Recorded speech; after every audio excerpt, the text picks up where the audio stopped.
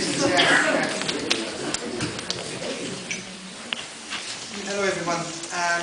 My name is Olivier Cornet Gallery here. So a lot of new visitors, which is absolutely great. Thank you. I'd like to welcome you all to the gallery and to thank you for attending the opening of Aisling Conroy's solo show, Bardo. Regular visitors to the gallery might be wondering how come a solo show by an artist that I do not represent. I represent about 15 artists and I tend to give solo shows to these artists. But when Aisling approached me last year and explained to me how this body of work sort of came about, the Patrick Scott Archive, where it came about in the Strat Valley Art House,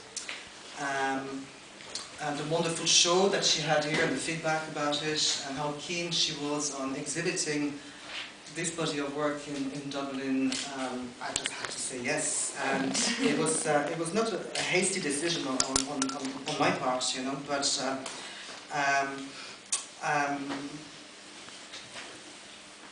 when we installed it on Wednesday and Thursday with my interns who are all here today, thanks a lot guys, and Aisling was here and we had, I think, a good time as well, and I kind of knew that we had something quite special in the space. So Aisling, I'd like to thank you for the privilege of exhibiting your work here. You've been a pleasure to work with. I have to admit another guilty pleasure of mine. I'm a big fan of Patrick Scott, and I'm also a fervent admirer of everything they do in Livo, so I have to say that as well.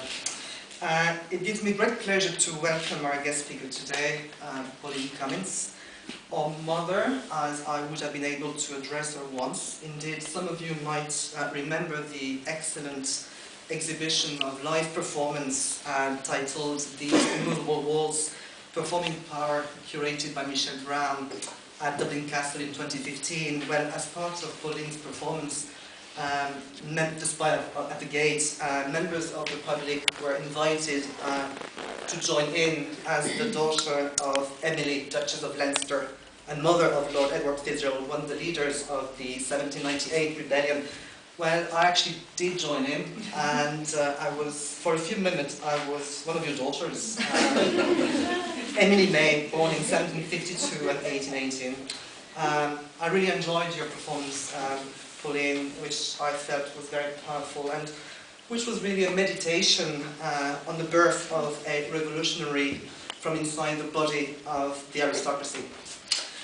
Pauline is a former lecturer of NCAD. She's an artist whose work explores the human condition from a feminist perspective. Her interest lies in performance and video work, from where she examines identity, gender, and socio-cultural relations connected to different communities in the society.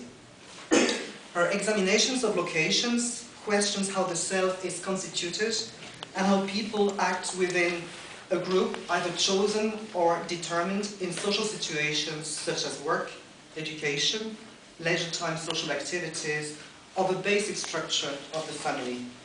Pauline was the first visual artist to work with prisoners in Mountjoy Women's Prison in a scheme initiated by the Department of Justice and the Irish Arts Council in 1986.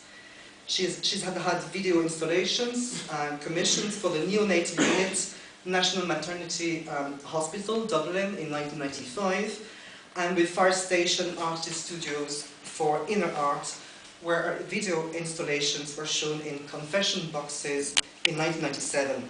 Her work has been exhibited internationally, and she is in the permanent collection of IMA, Dublin. Pauline recently co-curated the exhibition Locus Suspectus, I'm not sure if I'm pronouncing this right, The Hidden Comes to Light, with Canadian artist Sandra Vida, which showed Irish and Canadian performance-based video work.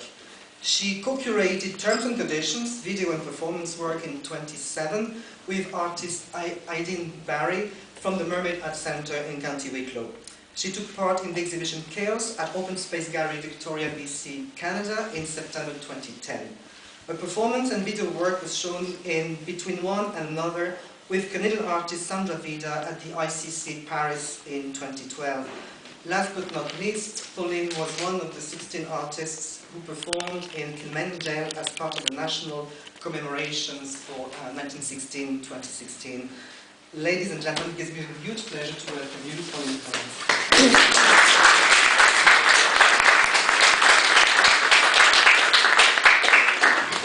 I'm delighted to be here to welcome all of you on behalf of Aisling to see her beautiful work. Very powerful work, and deceptively so.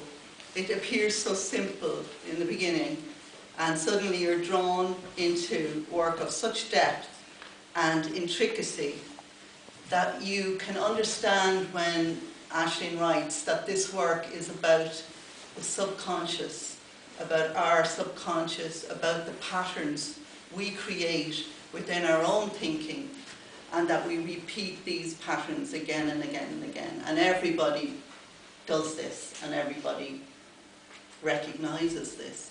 But I think the opportunity in this exhibition is to be drawn into some of these worlds, and so cleverly done with the choice of materials, with the thread, with the gold, with the enamel, and with the grain of the wood itself, speaking to each other and speaking to us if we will give the time to the work.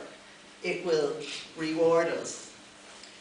My friend Christine, who came to the exhibition today, reminded me about John Berger and how he says that, and you all know, I can tell, that he died recently and was a tremendous influence on artists over the last 60 years.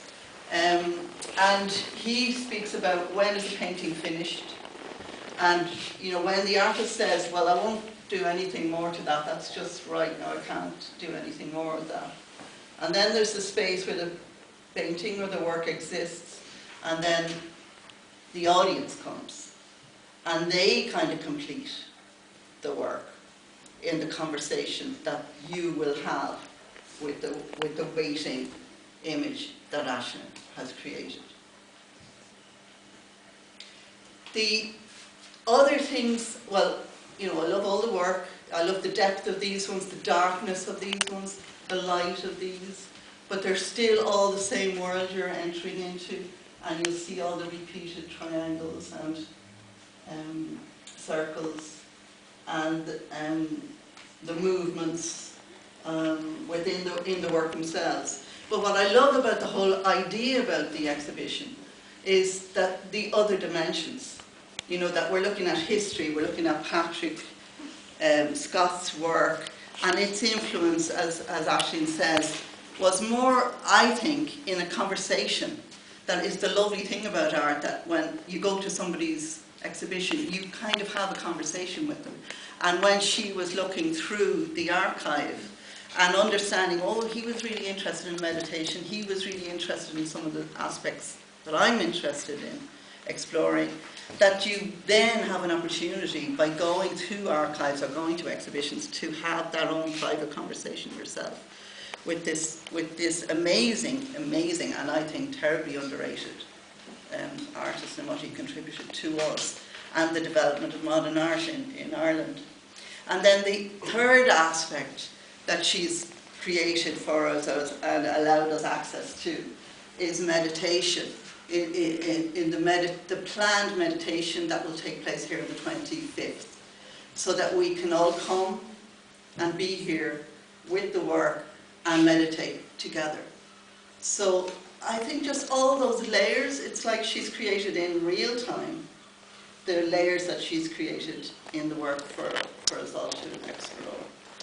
And I can see you're all more than ready and willing and able to do that exploration. So, welcome. And I'd love to say this, I now declare the exhibition open.